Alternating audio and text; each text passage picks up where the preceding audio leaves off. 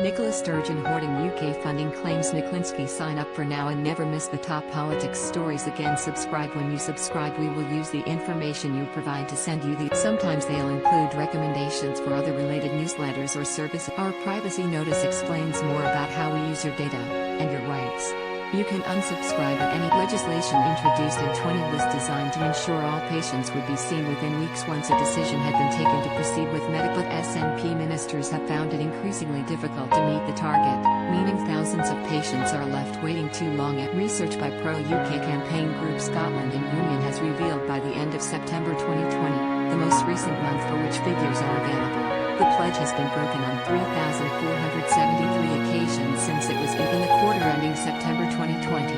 There were 16,820 people waiting beyond the week mark. The research has also revealed 4,171 occasions where children had to wait longer than the legal requirement for pediatric surgery, as well as 9,619 cases involving gynecological procedures. For nearly all the data predates COVID-19, and the pandemic actually reduced the number of hospital operations taking place, so cannot be blamed for the situation. Scotland and Union said the ongoing failings demonstrate the SNP has presided over a long-term decline in the NHS, routinely failing thousands of patients while it obsesses about. Scotland and Union Chief Executive Pamela Nash said, "These figures are unacceptable and a damning verdict on a nationalist government which has been distracted. Thousands of patients have been let down by the SNP while it obsesses about it. It is clear that nationalist ministers ignore the need to build resilience into our NHS. They cannot blame the pandemic. This has been an ongoing problem for many years that they have failed. Scotland deserves better.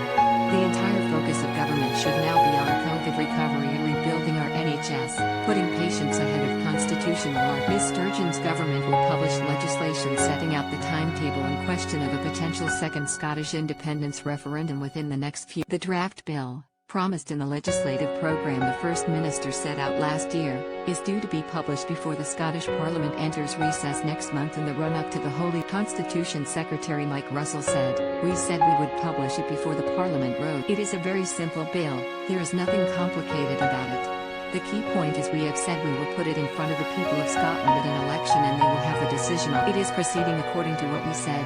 It is a simple short bill and people will have the chance to then decide what they want to do, that is trending last month, the SNP released an 11-point roadmap to an independence referendum, setting out that a ballot could take place if May's Holyrood elections result in a pro-independence majority, even if Westminster refuses to grant a section that the party plans to force the UK government into a legal challenge.